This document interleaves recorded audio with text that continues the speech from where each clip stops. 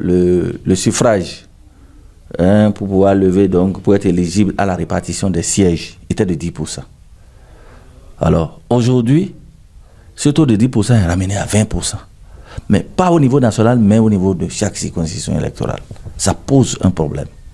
Aucun parti politique, lors des élections législatives, n'a pu avoir 20% dans chaque circonscription électorale. Comment cela peut être possible aujourd'hui? Comment cela peut être possible? Alors, lorsqu'on avait fixé ce taux à 10% au niveau national, 3 partis seulement ont pu donc réaliser ce taux de 10% et avoir des représentants à l'Assemblée nationale. Lorsque vous allez remettre ce taux à 20%, combien de partis vous voulez qui respectent cela? Ou bien on veut se retourner encore dans un parti, dans un parlement monocolore? Voilà la question. Que veut finalement le gouvernement en proposant donc ce taux de 20%? Qu'est-ce qu'il recherche? Quel est le système, quelle est cette façon-là de renforcer le système partisan? Quel est le pays, d'accord, qui fait ce qu'ils sont en train de dire là? Ça n'existe nulle part. Le pays où ce taux-là, on a ce taux-là, c'est... Comment le pays, c'est 7%. Le taux le plus élevé au monde aujourd'hui, c'est 7%. Et c'est en Turquie, justement. Un pays qui n'est même pas un pays considéré comme démocratique. Dans quel pays du monde on a trouvé ça? On a vu ça aux États-Unis, on a vu ça en France, dans quel pays? C'est dommage. Je ne sais pas pourquoi on peut vouloir mettre à mal la paix. Qu'est-ce qui est recherché? Quelle est la volonté des chefs d'État en faisant cela?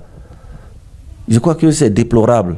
Et nous, aujourd'hui, nous avons la ferme conviction que même au niveau de cette mouvance, il y a des gens responsables, il y a des gens qui sont raisonnables, qui estiment que ça, c'est pas bon.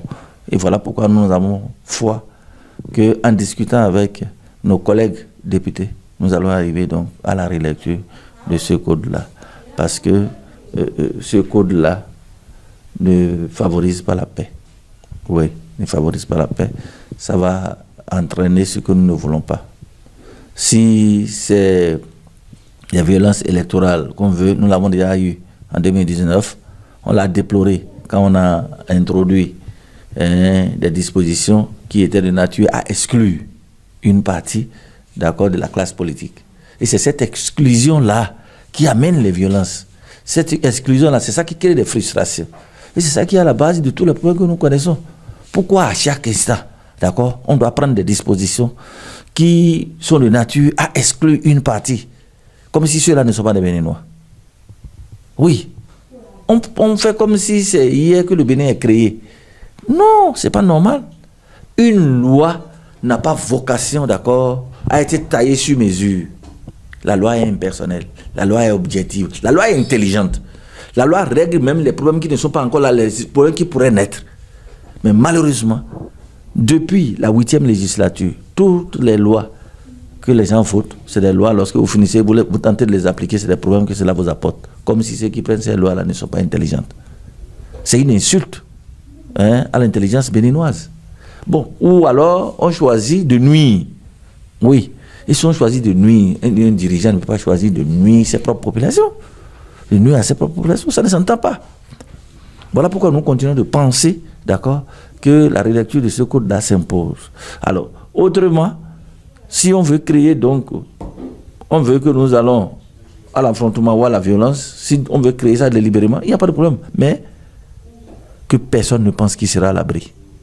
Oui, qui se détrompe. Nous tous, on sera victimes de ça. Personne ne sera à l'abri cette fois-ci. Ça, je le dis et je le répète. Voilà pourquoi aujourd'hui, tout le monde crie, parce que tout le monde pense que ce qui est en train d'arriver là, ce n'est pas bon. Arrêtons ça dès maintenant pour adopter la bonne posture. Oui. De 10%, le taux de parrainage, on a ramené ça à 15%. Pourquoi? Pour quelle raison? Ça contribue à l'exclusion en plus. Alors que le champ politique est déjà étriqué.